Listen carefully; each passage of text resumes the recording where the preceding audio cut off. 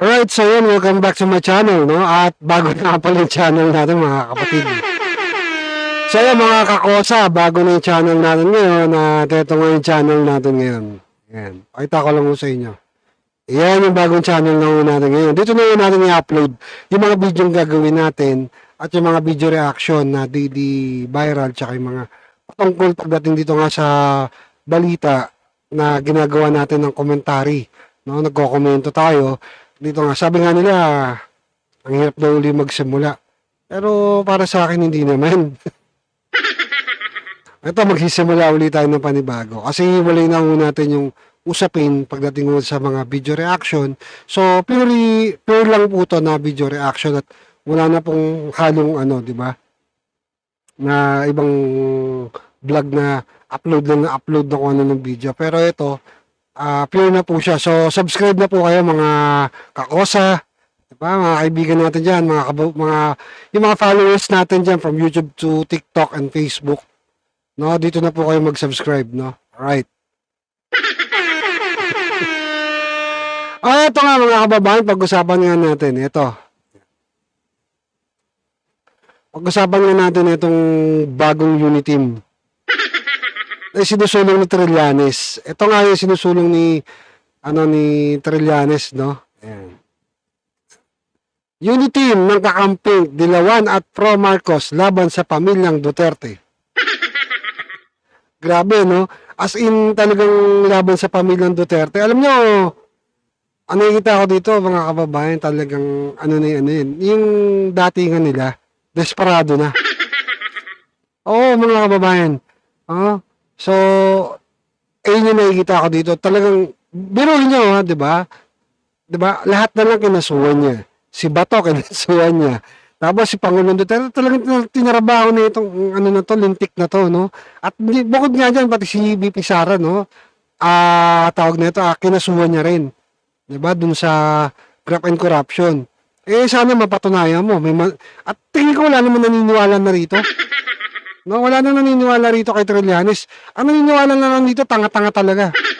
Wala na utak siguro, gamunggo na lang. Ayaw pag gamitin, di ba? So, eto mga kababayan, di ba?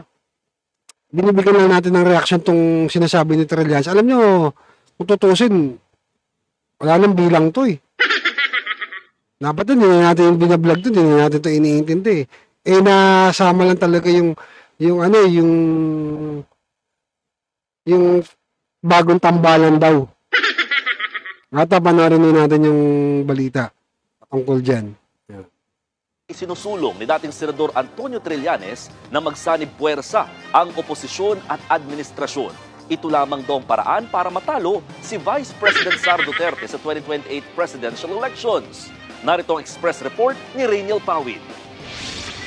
Noong 2022 elections, unit team ng BBM Sara at kakamping ng Lenny Kiko ang matinding naglaban. Pero kalaunan, nabuwag din ang nanalong unit team. Kaya naman may bagong sinusulong na alyansa. Ang sinasabi niya dito, ang matinding kalaban daw na unit ng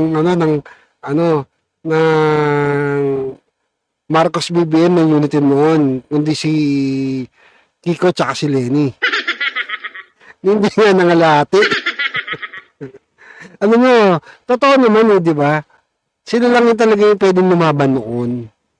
Sila lang yung totoong pwedeng lumaban noon ng panahon nga ng 2022 election. Di ba? Bukod nga dyan, syempre, meron naman din kaming Yorme. So, ang dami tuloy nagsisisi na dapat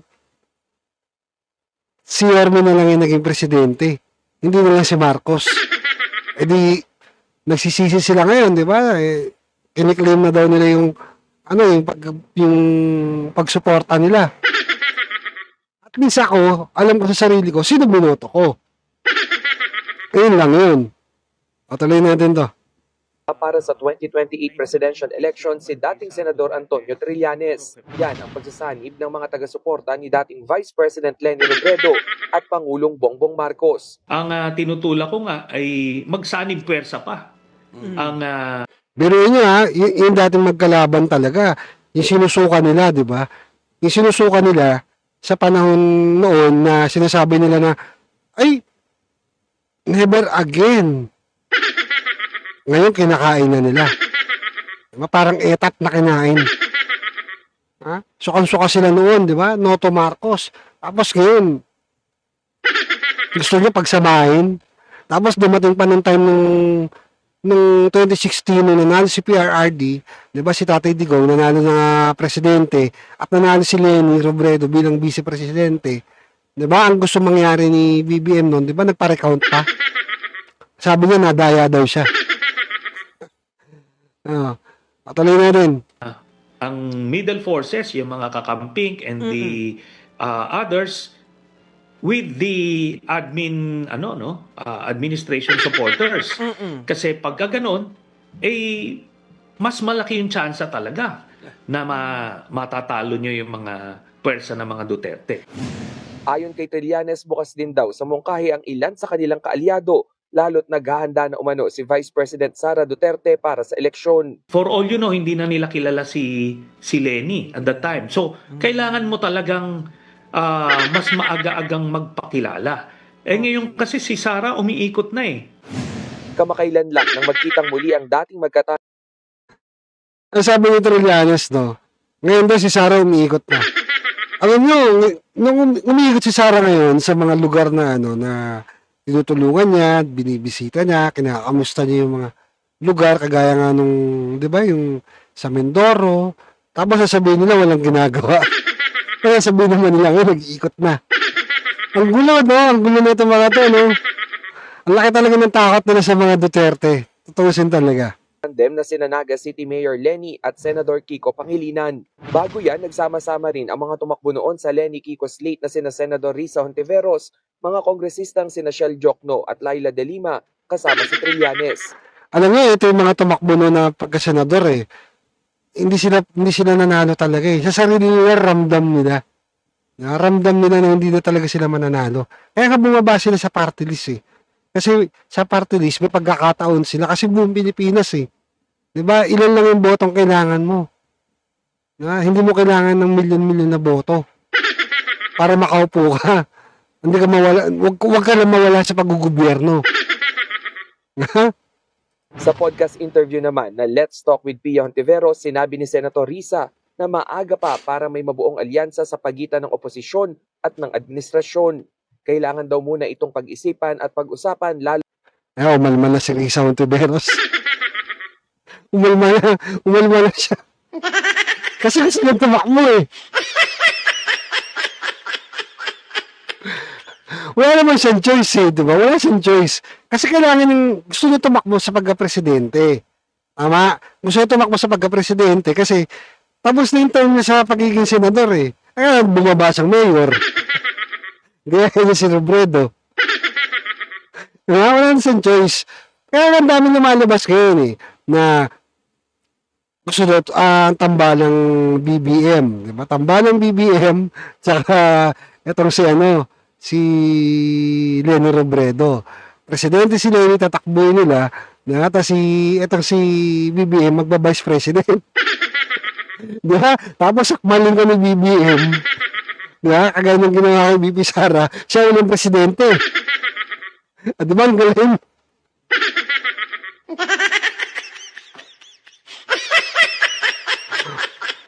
Diba? Kasi nagawa nila yun. Diba sa pamilya Duterte? Mantakin nyo, nagawa nila sa pamilya Duterte. Pinalibing ang tatay nila. Diba? Tapos binigyan ng special pardon yung nanay nila. Hanggang nagsumipsip sila sa mga Duterte. Ginamit nila para makabalik sila sa pwesto. At sa tingin nyo, hindi na kaya gawin kay Robredo. Sa bagay, hindi naman yung magagawa kay Robredo dahil wala kapag-pag-asa manalo. Hindi, real talk lang tayo ha. Ito ha, real talk lang tayo ha.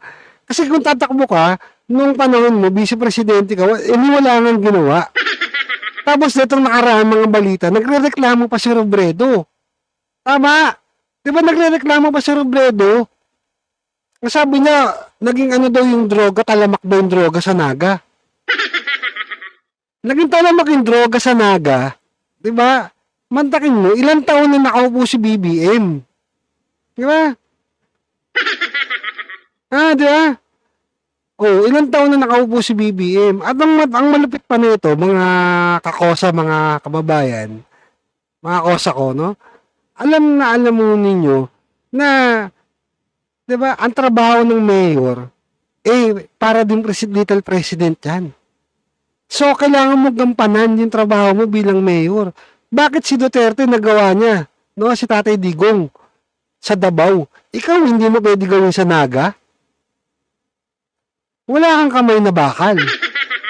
Hindi ka pwede talaga magpresidente. At walang pwedeng magpresidente na lalambot-lambot kagaya ni Marcos ngayon.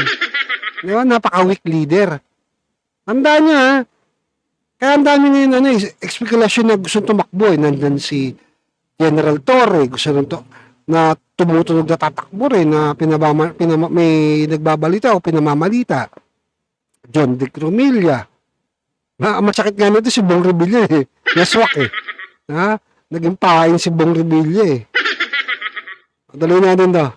Magkakaiba raw sila ng nakaraan. Ang gusto raw ni Senator Risa, magkaroon ng malakas na pambato ang oposisyon, yung most winnable candidate. Nang tanungin naman kung tatakbo siya sa pagkapangulo, sabi ni Senator Risa, bukas siya riyan kung siya ang pipiliin ng kanilang kampo. Sa kabilang banda, bukas din naman daw si Ontiveros kung may iba pa silang mapipiling common candidate para mapag-isa ang oposisyon. Isa rin sa matunog na pambato ng kakamping sina Mayor Robredo at Senator Bam Aquino. Pero nauna nang sinabi ni Robredo na gusto niyang tapusin ang kanyang termino sa Naga City. Sa kampo naman ng mga Duterte, umuugong ang tambalang VP Sara at Senador Rodante Marcoleta. Ang nababalitaan namin ay si Senator Marcoleta, ang isang Biruin niya, ha? Si Senator Marcoleta ang nabalitaan niya tatakbo daw sa pagka-vice presidente. Diba, natataranta nito si Trillanes eh. Hindi, totoo, natataranta na yan. Senador nga, hindi niya na makabalik eh. Samantalang si Marcoleta, di ba? Ang ganda ng pagkapanalo.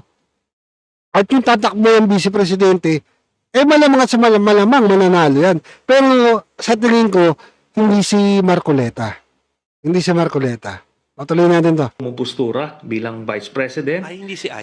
Meron ding Sabi, hindi si Aimee. Sino ba gusto nyo? impormasyon na si Senator Cheese ay nag-a-apply din. But I think ang nangunguna o nakakaalamang dyan ay si Marcoleta. Wala pang pahayag dyan ang bise. Nagbabalita mula sa frontline, Rainiel Pawid, News 5. Mga kapatid, Ayun nga mga kababayan, no? Mga kakosa ko. Alam nyo, malayo pa naman yung 2028. Meron pa tayong 2 taon. 2027, 2028. Sabihin na natin, di ba? Mga 2 taon pa eh. Kasi May, di ba? May naman na election eh. So, kung titignan natin yung sitwasyon, talagang natataranta na itong mga to. Hindi nila alam paano nila bubuwagin yung Duterte. Hindi nila alam kung paano nila, di ba, matatanggal ang Duterte sa 2028 presidential election. Tama? Hindi nila magawa. At ang nakakaano dito mga kababayan, lahat ng kaalyado ng mga Duterte, talagang iniisa-isa nila. Di ba, kinakasuhan nila. Ang kulang na nga lang dito, pati si Kitty Duterte, kasuhan nila eh. Ha? So, yun lang naman, binigyan lang natin ito ng reaction, no, tong kay, Trillanes na pinupush niya nga daw niya yung Unipink. Unipink. Alright. So, ito naman, mga kakosa, no, mga kababayan ko. So, ito mga kakosa, panoorin mo natin na, ito yung kayo, no. Ito muna, Ayun muna, picture muna. Ayan. Ayan yun. Ayan. Ay sabi John Vic, tatakbong presidente sa 2028. Grabe, no? Pinag-iisipan ko na ito. Posible akong ano ang dapat gawin para sa bayan. Wow!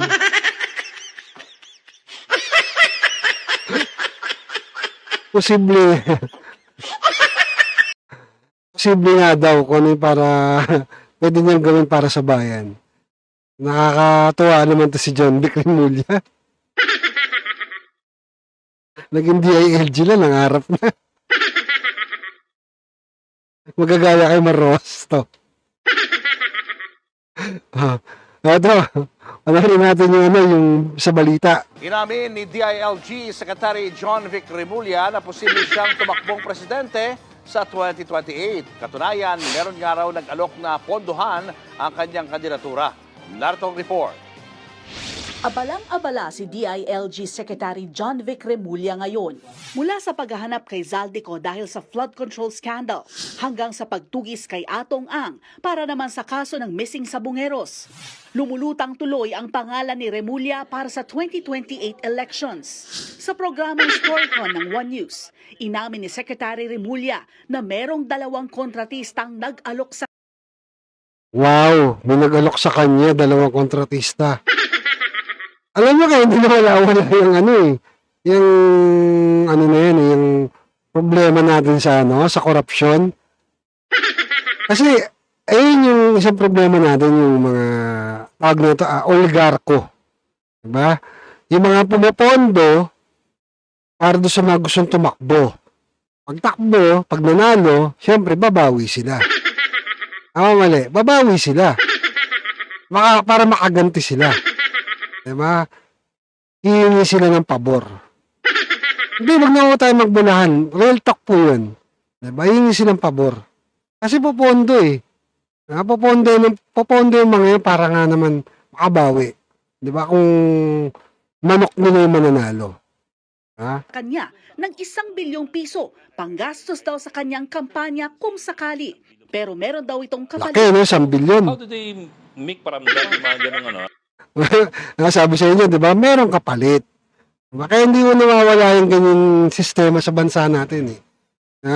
Kaya nga yung nangyayari ngayon, popondohan ka, samantalang panahon ni PRRD nun, walang gustong magbigay sa kanya nun. Walang gustong magbigay. Nung tatakbo siya, nung nag-file na, walang gustong magtumulong nun, di ba? Kaya nga nangyari nun, yung piso-piso, di ba, para sa bawat Pilipino na gusto sumuporta kay PRRD, late na lang yung mga gustong sumuporta. Tama, yung mga biglang gustong sumuporta kay PRRD. Pero alam ni PRRD nun, ni Tatay Digong, na hihingi at hihingi na kapalit. Kaya hindi niya tinanggap. At ang matindi pa nito mga kababayan, di ba?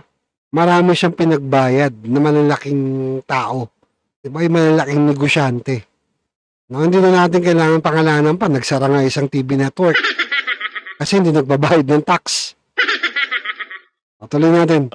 May 1 billion patatas? Ganun? Style kasi lagi niyang they will flatter you. Aha. Sabi, pwede kang maging ganito. Baka may plano ka. Makakatulong yung grupo to. May nakahanda daw ng ganyan eh. Pero kailangan rin nila ng tulong. Yung ganon, yung patapit, di ba?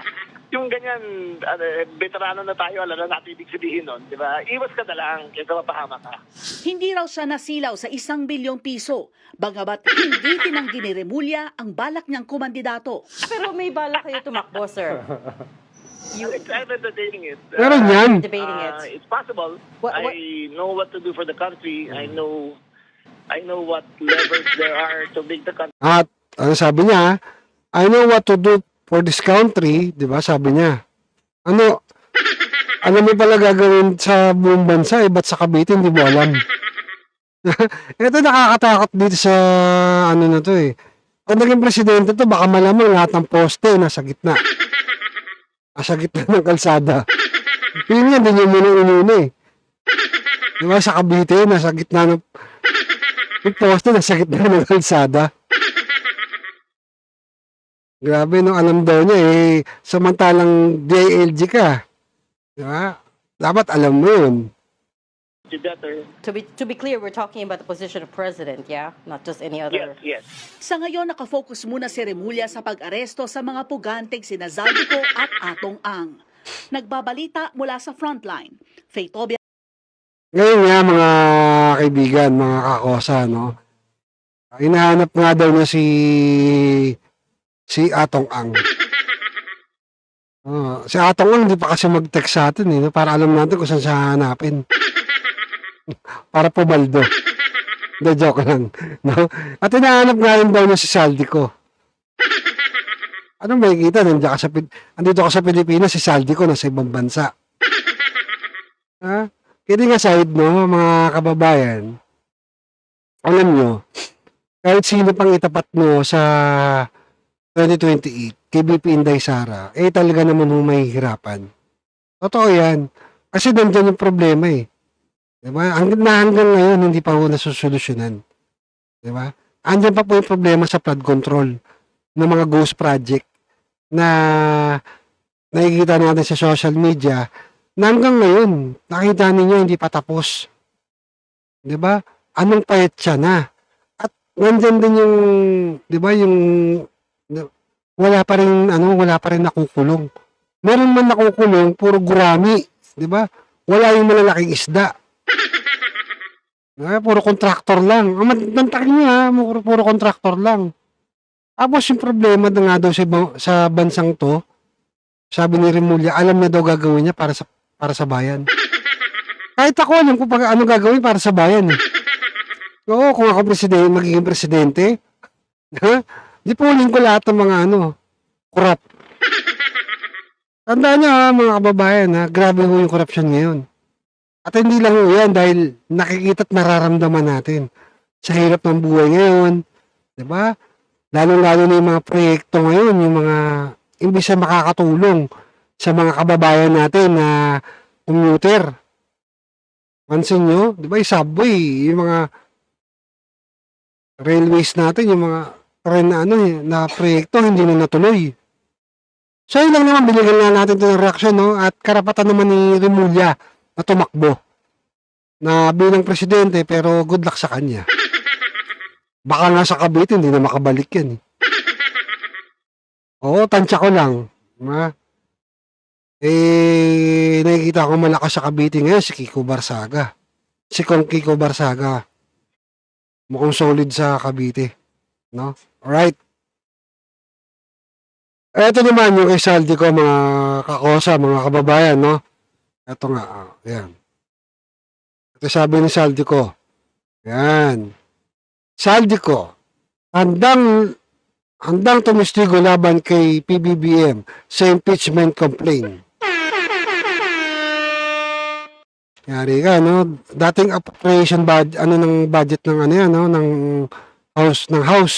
Ngayon, magiging talagang kalaban na nila. Although hindi naman natin kumbaga hindi natin sinasantabi na meron mo talaga siyang pananagutan din.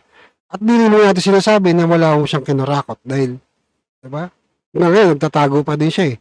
Which is, para sa akin yung ginagawa ni Saldi ko, para sa akin kung talagang mas maganda kung ilabas niya na lahat yung nalalaman niya. Para sa akin. Yun lang. Diba? O, ito, panoorin natin yung patitistigo nga daw si Saldi ko. Ito, panoorin natin yung kay Charis. Kay Sandro Marcos. Ayun. Itinanggi ni Congressman Sandro Marcos na sadyang hinaharang sa Kamara ang impeachment complaint laban sa kanyang ama.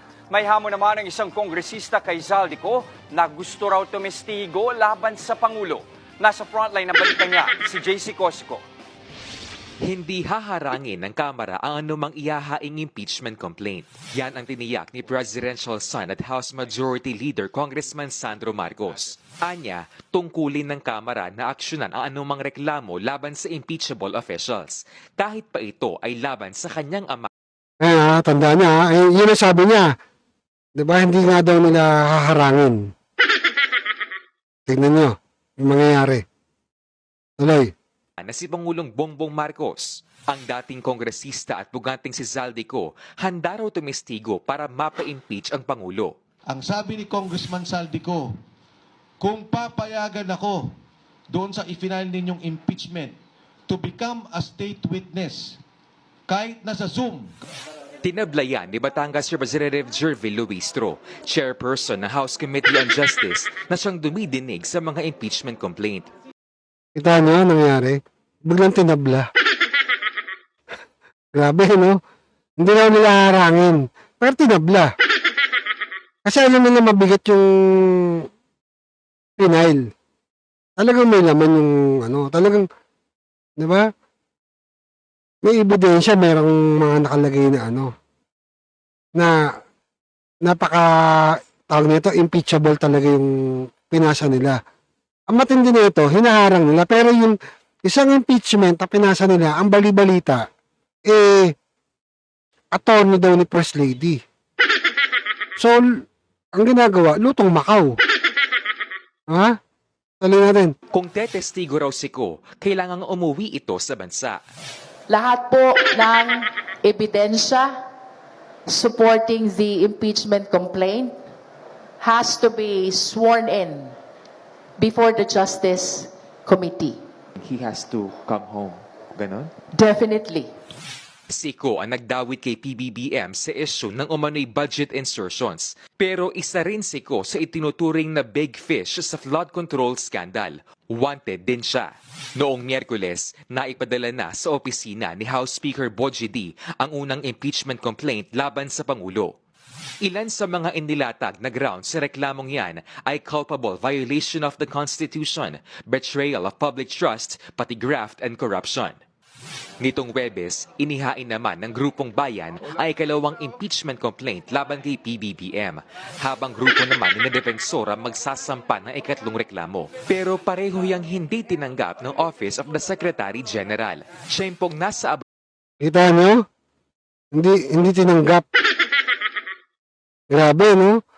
Sabi niya, pagka alam nilang yung kumbaga sa ano, alam nilang totoo yung pinapasang ano, 'di ba? Na talagang impeachable yung ipapasa na dokumento laban kay, di ba, kay Junior, kay Marcos. Tatablahin nila. Ha? Tuloy. Kasi si House Secretary General Cheloy Garafil para tumanggap ng award. Base sa House rules, dapat ma-file ang isang verified impeachment complaint sa opisina ng House Secretary General saka ire-refer sa House Speaker. May 10 session days si Speaker D para isalang ang reklamo sa order of business sa plenaryo. Mayroon namang 3 session days para ma-refer ito sa Committee on Justice. Pinalaga na ng mga naghain ng reklamo ang hindi pagtanggap ng House Section Office sa impeachment complaints.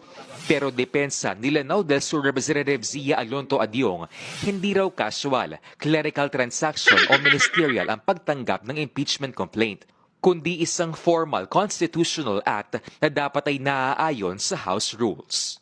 Nagbabalita mula sa Ay nako, mga kababayan, no? Kita niyo yan, di ba? Pamuhan talaga mag-ano. Pero, nung pag kay PBBM, ang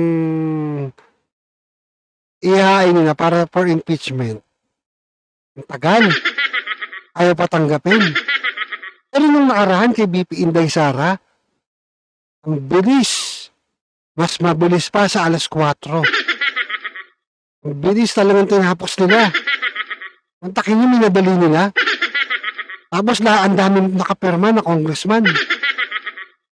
Ha? Ang balita nun, di ba, kasi may budget na kapalit. Kasi mag-i-election nga naman. Diba, pagdating sa ano, ang bilis eh. Ang bilis nila eh. Pero pagdating dito sa ano, ang takin nyo, parang baliwala. Grabe, no?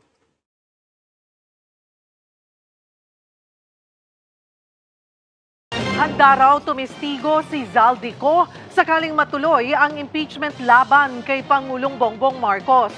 Ayon yan kay dating Congressman Mike Defensor na naniniwalang may humaharang sa kanilang reklamo. Nasa frontline ng balitang yan, si Marian Enriquez.